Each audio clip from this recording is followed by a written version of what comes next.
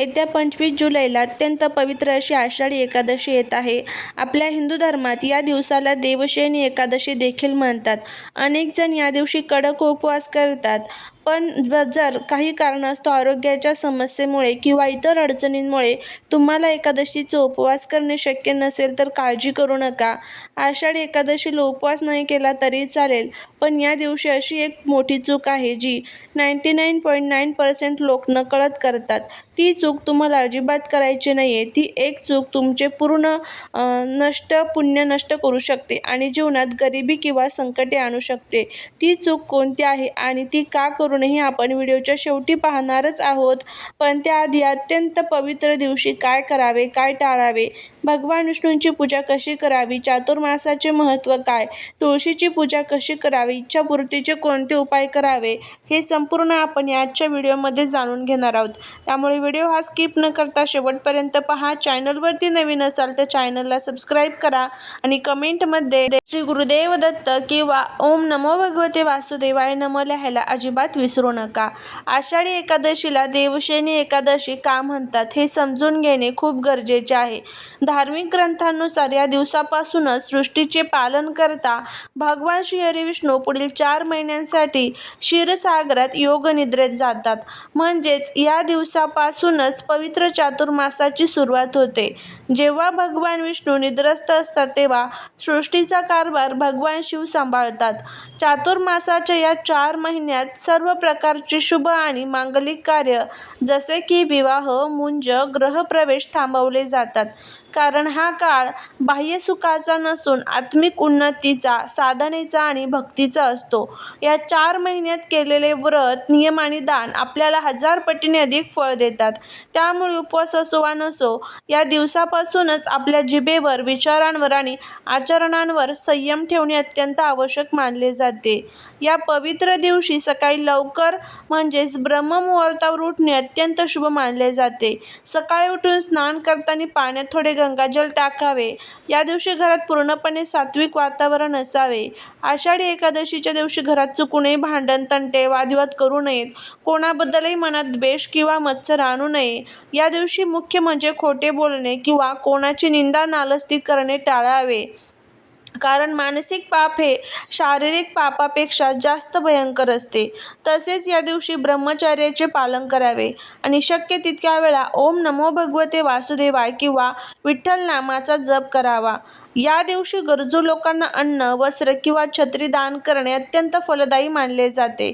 आता पाहूया की या दिवशी भगवान विष्णू किंवा माऊलींची म्हणजेच विठ्ठलाची पूजा कशी करावी.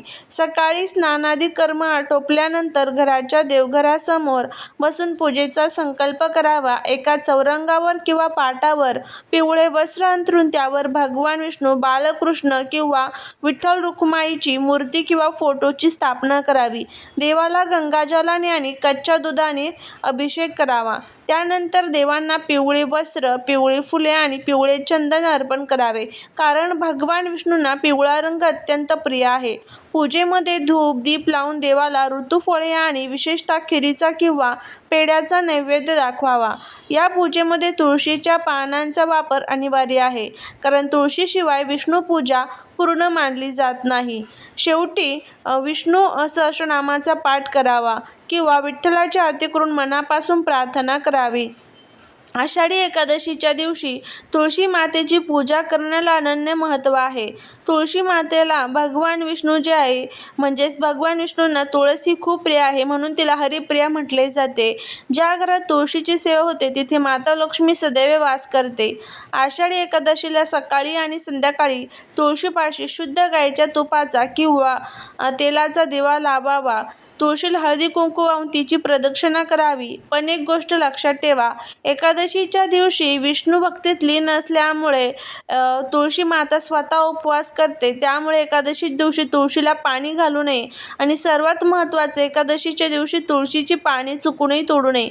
पूजेसाठी लागणारी पाने आदल्या दिवशीच तोडून ठेवावीत. संध्याकाळी तुळशीसमोर ओम नमो भगवते वासुदेवाय या मंत्राचा जप केल्याने घरातील नकारात्मक ऊर्जा नष्ट होते आणि सकारात्मकतेचा संचार तयार होतो. जर तुमच्या जीवनात खूप अडचणी असतील, आर्थिक टंचाई असेल किंवा एखादी इच्छा बऱ्याच दिवसापासून अपूर्ण असेल तर आषाढी एकादशीला करायचे काही सोपे उपाय मी तुम्हाला सांगते.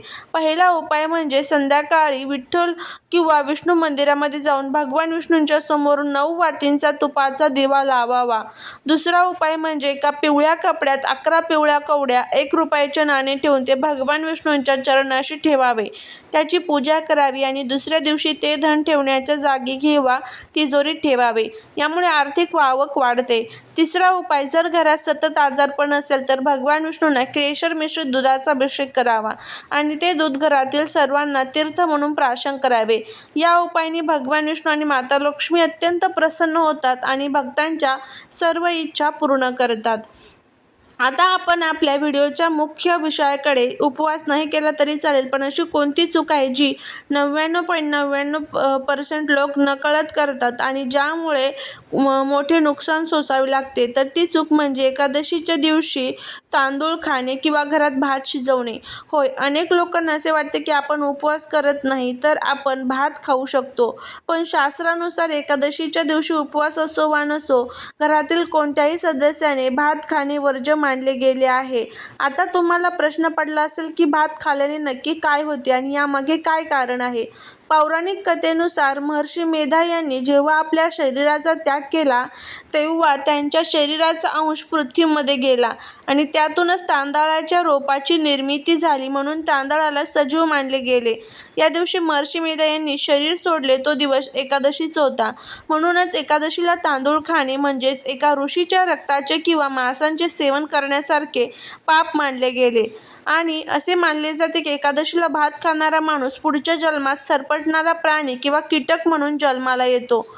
यामागे एक वैज्ञानिक कारण सुद्धा आहे. तांदळामध्ये पाण्याचे प्रमाण खूप जास्त असते आणि एकादशीच्या दिवशी चंद्राचे पृथ्वीवरील आकर्षण सर्वाधिक असते. जर आपण या दिवशी भात खाल्ला तर आपल्या शरीरातील पाण्याचे प्रमाण वाढते, ज्यामुळे आपले मन विचलित होते, मानसिक चंचलता वाढते, आळस येतो आणि भावनांवरचा ताबा सुटतो. जर तुम्ही किंवा तुमच्या घरातील कोणी सदस्याने एखाद्या दिवशी भात खाल्ला तर त्याचा थेट परिणाम घरातील सुख शांतीवर होतो. घरात विनाकारण भांडणे सुरू होतात, पैशांची नड भासते आणि लक्ष्मी माता नाराज होते.